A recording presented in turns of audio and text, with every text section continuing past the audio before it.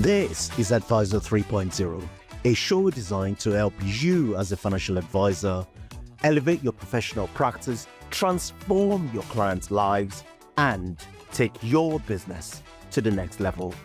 I am Abraham Okusanya. Welcome to the show. Professional footballers have a career timeline like no other. Big rewards, but often front-loaded in a career that might only last a decade. This makes financial planning a whole different game.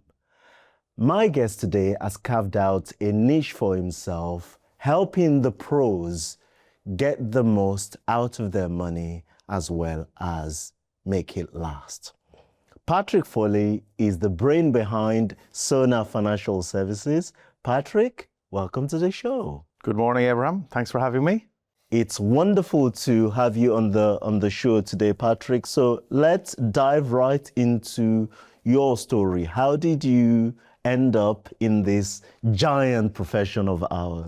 I'll take you back to 2009.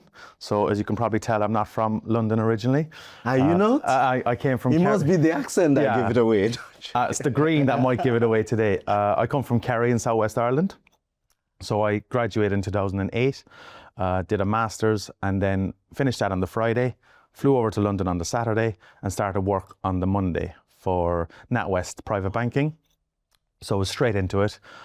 2008, 2009, you probably remember what was going on there. So I got the graduate program role, and then about 2 weeks later, they rang me back and said, we're not sure where things are at. The bank may not have opened its doors that following Monday, if you remember, in 2008. So it was a really interesting time. And in our master's degree, the course notes were being ripped up because what they were saying, it actually wasn't applicable because we were living in such a different world at that time. So thankfully, there was a role there. And on that Monday, I arrived at Bank Station, came up and didn't, like a fish out of water, didn't know where I was. And my first office was right next to the Bank of England. So that was a 2-year program in 2009. And after 12 months, I got an opportunity to go to Coutts, the private bank, as part of the group. And that's where I started properly in terms of relationship management. Started in landed gentry. So at the bank, they split out the divisions and different specialisms. And I started with the lords and ladies, which was probably a very interesting start. And after about 12 months, a role became available in the sports team, which was probably 50 feet down the hall. And that's how I got into dealing with footballers to begin with. Fascinating. And so you stayed at Coutts Private Banking for how long? So probably another 6 years there. Okay. So it was very lucky. It was a fantastic bank, great, I learned a load. And the clients we were dealing with, in my late 20s, it was fantastic. You were getting exposure to, people I idolized growing up. I supported Liverpool as a child, but as I said earlier, now I follow my clients. I will wear whatever color tie. I have no allegiances, simply because I've seen how clubs can treat players as well. And that's the unromantic side. The fans don't necessarily see that if a club doesn't want you anymore, they will make you train elsewhere. They'll try and mentally get you out the door. And I think that's where my eyes have been really opened to understand the unromantic side and that there is a human behind this. But I had great learnings at Coutts and saw a lot there. But it opened my eyes. And I think that was one of the main things why I probably wanted to do things a bit different, because I didn't just want to advise on investments or, you parachute in and just do a mortgage. And at the end of the day, the bank were obviously paying my salary, and the answer was always going to be the bank's products. So I felt at that time I had a lot of good relationships with emerging talent and household names as well, that if I did leave and went independently, so now I don't have one lender, I have 170 odd lenders, investment solutions, protection, being that holistic financial planner. It's a word that's banded around a lot, but that's really what I wanted to do, and not report to anyone else, only the client, and not get paid anywhere else, only by the client. And that's why I left in 2016. I wasn't ready to run a financial advice service at that time.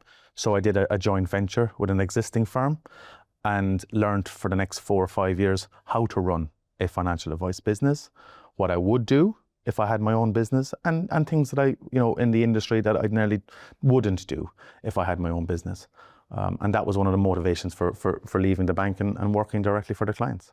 Right. So then in 2020-ish, you decided to strike out on your own. Lockdown hit 4 weeks after having our first baby. You chose the right time. We got a taxi to Heathrow. Didn't have a passport for the baby. We didn't know what. We knew lockdown was coming when we just went to Ireland for 12 weeks. And it was that point in time I knew that that's when I wanted to strike. I had my business model. I had been planning in my head for a long time. There's never a great moment, doing these kind of things. You can always look for reasons to do it or not do it. But it was that time then I spent that next 6 months essentially locked down, but building the business plan and idea. And that's when I put in the application to the Financial Conduct Authority.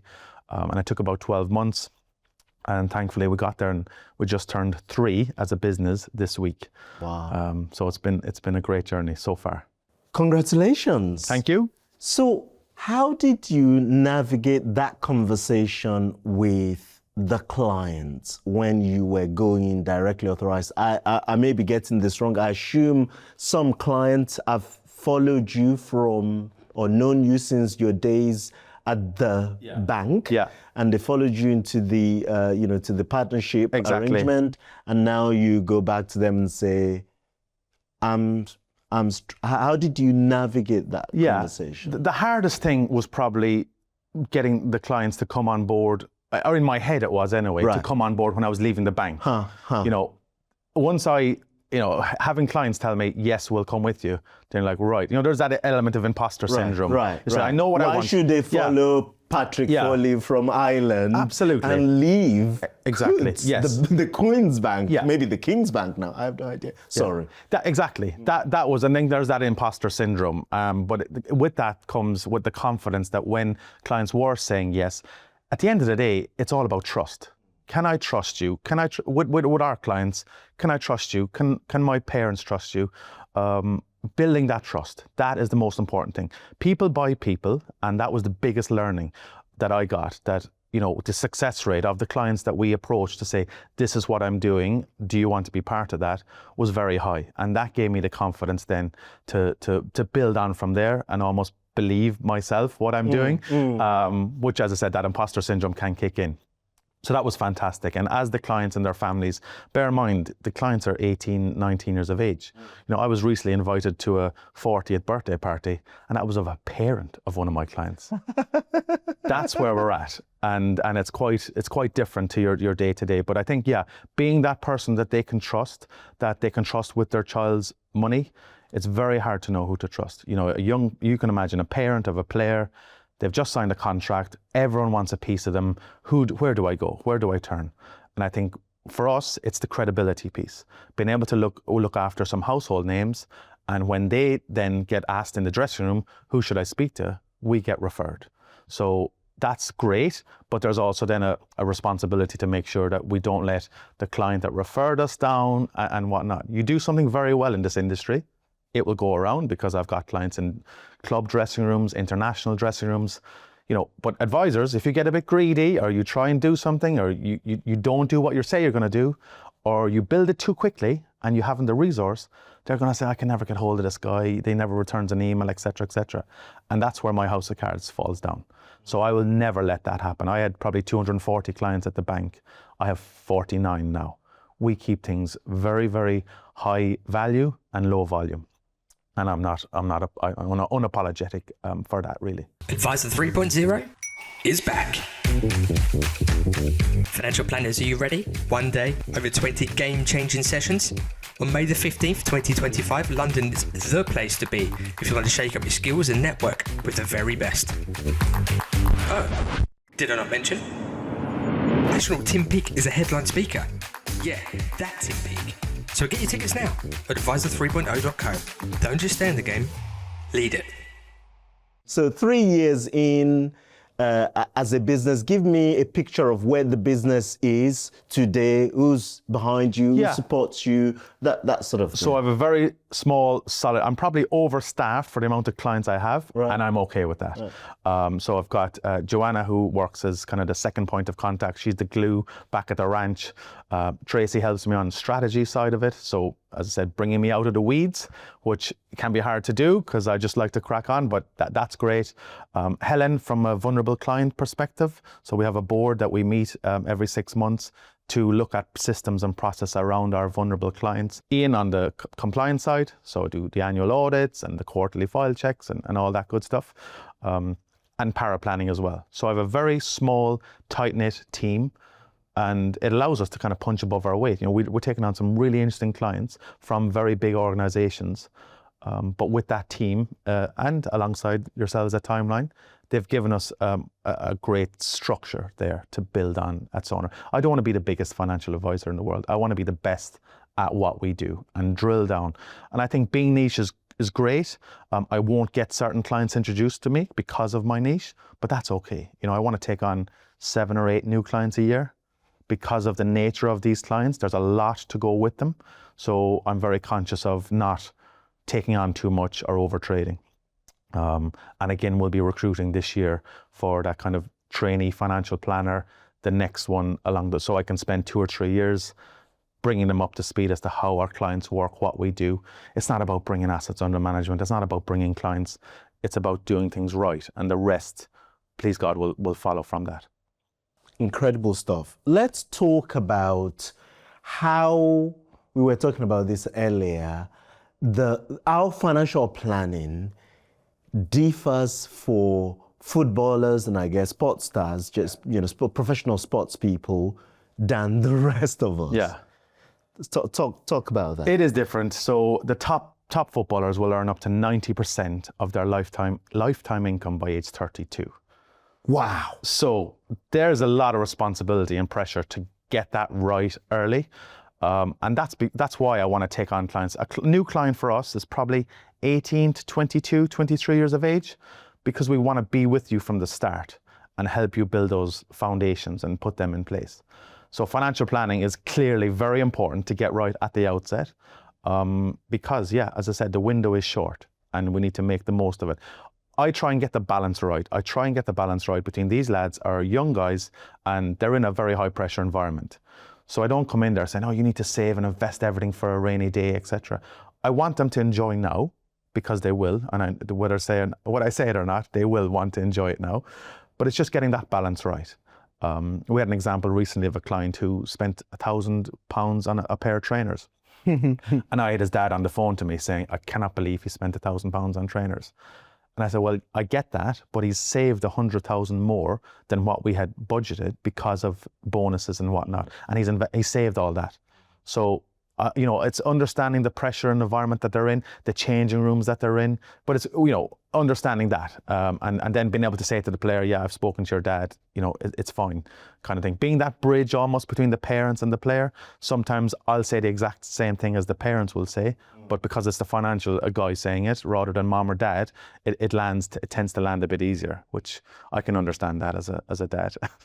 And when you are building the financial plan, the cash flow, for instance, is the idea to say, look, you make an assumption about the earning period, let's say, as you said, till age 32, maybe 35 if you're lucky. If you're lucky, yeah. Right?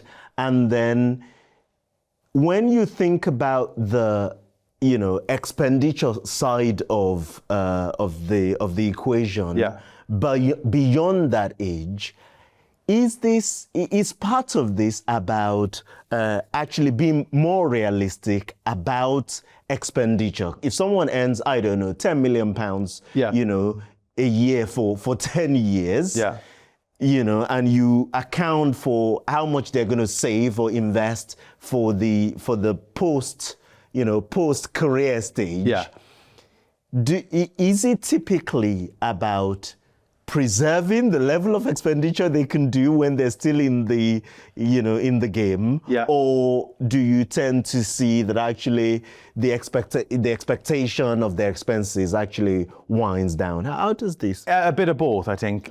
Mortgages, for example, we have clients that might have 2, 3, 4 million pound mortgages, but they're being repaid over 8-year term, not your 25-year term.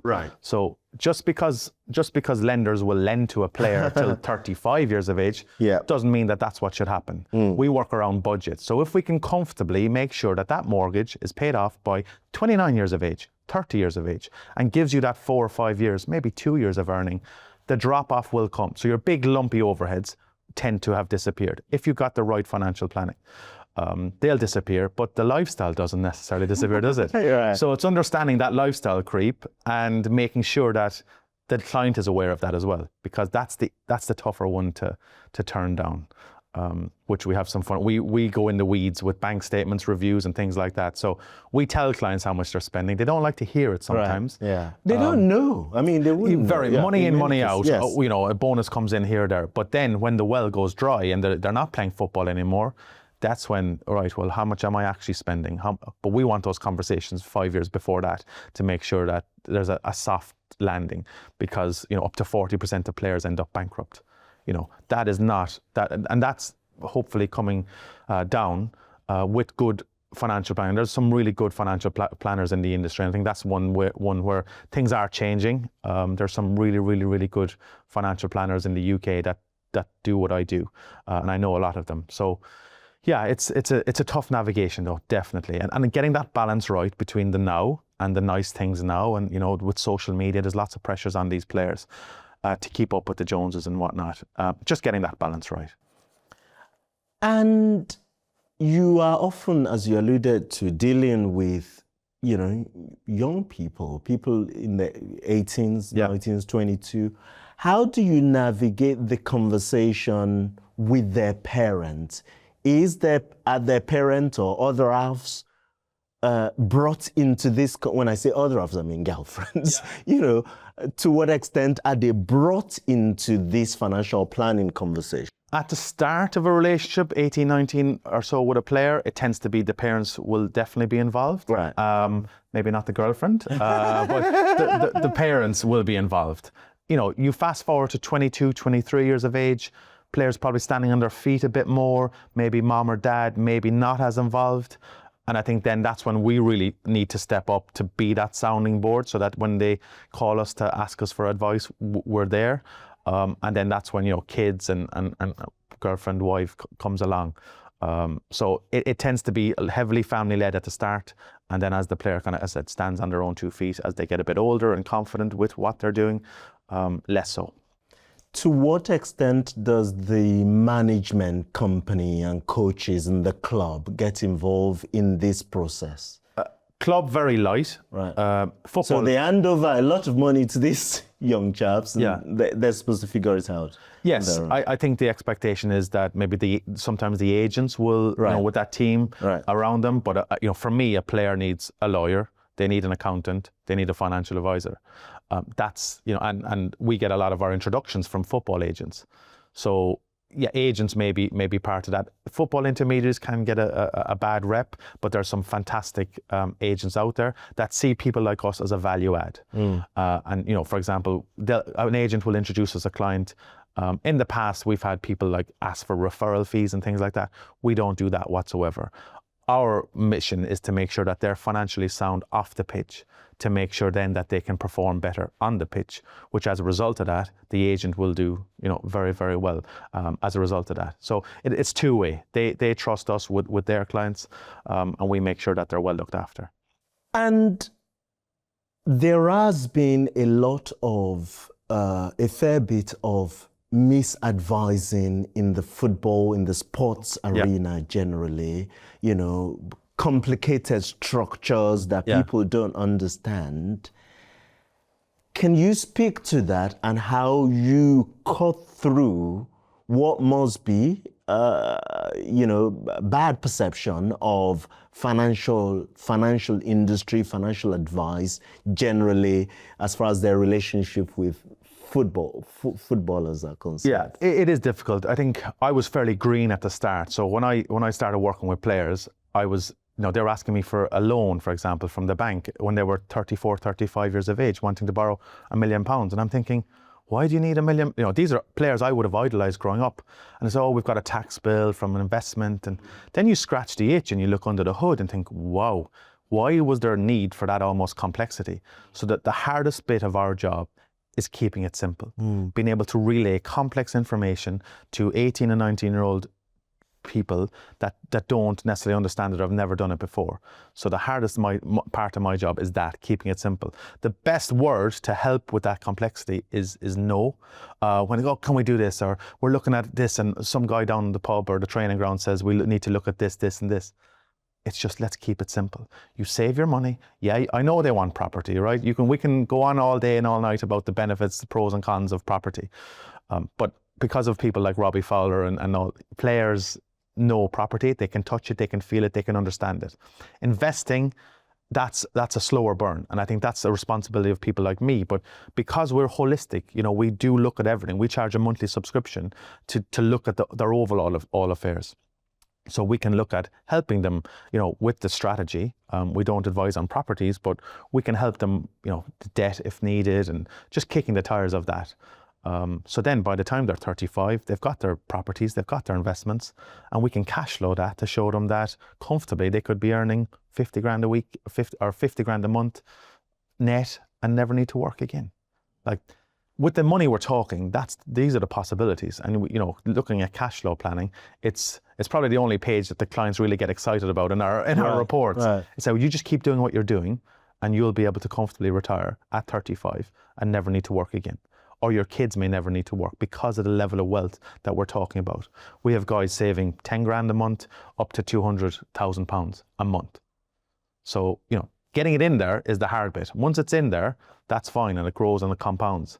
But it's the bit before that, which is, and they get, the shiny things that come up from time to time that they can get their head turned. So being that accountability partner for them, to give them that sound advice, not being afraid to have I call it a robust conversation at time to time. It's important that they don't have a yes man around them, because in football, they can have a lot of that. And that is not us. Talk to me a little bit about how the tax wrapper structure might differ than a typical person planning for retirement, because you would need to structure this in a way that funds are accessible in late 30s, mid-late 30s, 40s, and pensions much later in retirement. Yeah, pensions don't even touch the side right. of what they can do. They have a PFA pension because of the earnings and their tapering. If we're relying on pension, I've not done my job. Right. We won't get that far. Right. So it is that planning and modelling out. I kind of retire all my players at about 31, 32. Wow. And I mean that in a very nice way to them, to say, actually, this is what we're projecting. And if you do that, if you go on and play longer, fine. But I think it's also diversifying tax wrappers. So, your general investment account, your offshore bond, you're using the various things that are available. And obviously with the political environment we're in, these are a moving feast as well. So I think just diversifying that, but yeah, pension is not really an outlet for our clients. Yeah. To what extent does debt, other than mortgage, fit into this overall plan? Do they tend to? So yeah, like with our buy-to-let properties, but again, we want to try and get them paid down. I think the problem is in some of the dressing rooms where, maybe an older player has 15 properties at 250 grand, all these 80%, 75% interest only. That's fine when rates are 1%. When rates are 6 and 7%, or the company's charging 6 and 7% product fees to renew, that gets very, very expensive. So we just want to I think it's just, everything is about a balance, understanding, well, if you do borrow here, this is what it's going to cost you. But ideally, that's coming down. So by the time they're in their early 30s, the main home is done, the mortgage is done, and those buy-to-lets are a fairly modest debt. I think this idea of gearing up and taking the money out and buying another, I'm of the opinion that I would rather quality rather than quantity. Yeah, which can make conversations a bit more difficult. How do you navigate the non-financial stuff that would have impact on the finances? I'm talking vices, addiction, those sort of things. To what extent does that feed into the work that you do with these players? Massively. Majority of my time is taken up with everything other than investments. Right. We are financial planners, and I think I don't want to be called a wealth manager. We do financial planning, and we think we do it really well. It comes in various stages. I think the best way of looking at how a person is doing in their life is by analysing 12 months of their bank statements. Right. And we do that. So I can offer that service to you. I wonder what I'd find. We do that, and that's where we get under the hood, and we can spot things early. So with our system, we do open banking, so we can scrape the data and analyse their banking and say, right, Paddy Power has appeared here, or we can see if gambling is starting, for example.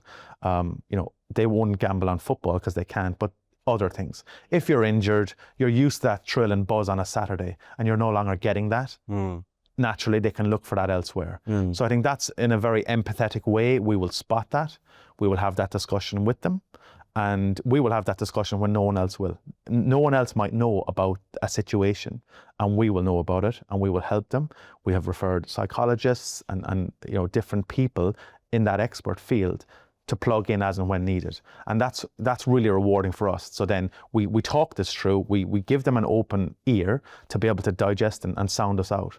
And then we deal with it. And then, please God, they're doing really well. They're back playing and they're scoring, or they're doing really well at their club and their country.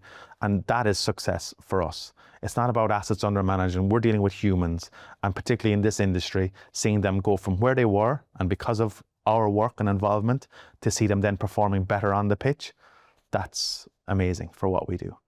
How do you navigate the post-high, call it the second career?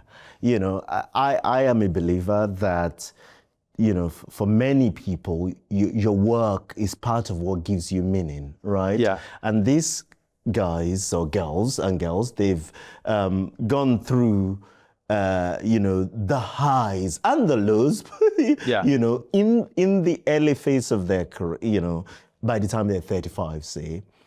And now, after that, they have to figure out what to do, how to find meaning. They might actually be financially comfortable. Yeah. Your work Yeah. would have ensured that they're financially Yeah. comfortable. How do they navigate what's next, in that second phase? Very difficult, and you can appreciate, when that noise stops, and then all of a sudden you're spending more time at home. We had one example where the player is retired, spending more time at home, and he's saying, she's only putting on the dishwasher half full. And I'm saying, do not be going down the road of getting into fights with your missus over the half-empty dishwasher. This is, it's very difficult for them. And I think that's where having this conversation at 29, 30, not in an obsessive way, say you need to really think about your retirement, but having that plan to say, well, actually, maybe you want to get into coaching. Maybe you want to go off and do something totally different. People like, I said, the property. So, doing that side of it. I want them to have the freedom to choose what they want to do next, rather than be dictated because they need to either go down the leagues or try and scrap to make a few quid. That's really important to us. But I think having those conversations early, not being afraid to have those conversations, rather than waking up at 34, 35 and you're not going to the training ground anymore, that would be really, really difficult. That being said, even with the best preparation, mentally it is very, very tough. To transition for them from that high to what's next. But I think with the financial sounding, yes, but early conversations. I said, not everyone wants to grow up and be a Gary Neville, as was famously quoted. And the world can only take so many pundits. Yes, for sure. So you don't need to go into coaching. I think players feel pressure sometimes to say that's the answer, because everyone gives, I'm going to be a coach or I'm going to be a pundit. Hopefully they can go off and do whatever they want, that they get enjoyment from, because they don't need to do it for financial reasons. But it isn't as easy as that as well. We know with the high bankruptcy rates, and spending more time around your partner, getting on his or her nerves probably a bit more, can lead to more arguments and falling out. If there are cracks starting to appear for financial reasons or whatnot, that's when they would get open quite a lot. So hopefully with early planning and early acknowledgement that it's not an elephant in the room, that you will retire and you will have, please God, 60 years plus to live, understanding what they want to do. So that early conversation, I think, is important. How do you think about your business from here and the evolution of the business? You know, the thing I was just thinking about is a typical financial planning firm would have clients. People would think about lifetime value of clients, that sort of thing. We'll have clients in their 50s and 60s, right?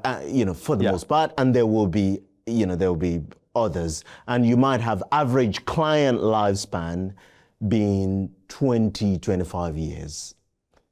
You have average client relationship lifespan of 60, 70 years. Yeah. I mean, how do you think about how Sonar Financial Services evolve as a business going from here?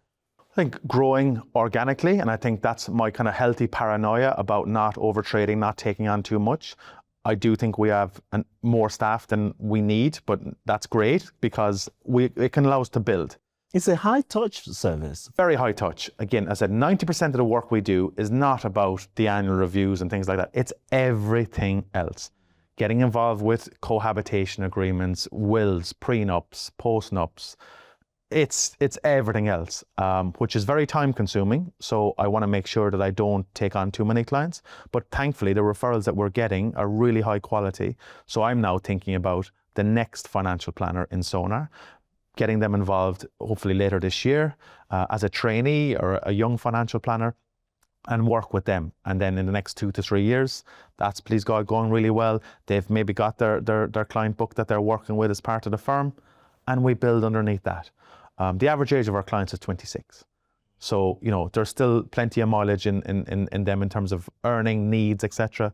As they retire, obviously they're not going to be buying properties, they're not going to be adding to their investments. So from that side of it, they don't need as much from us. But I think on the mental side and dealing with that transition to kind of chapter 2, that's where they really need us. And being able to speak to someone that has the experience of helping them manage that transition. But as I said, the new clients for us is 18, 19, 20, because we want to be with you for the next 15 years of your earnings and then beyond after football. If Manchester United, for example, sign a player on loan for a year or two and maybe they're going back to their country after that from abroad, we're not probably really interested in that, if I'm being honest, because we want to be with you for that long period. If it was just about a transaction, that's fine, but there'll be plenty of people that you can deal with for that. That's not us.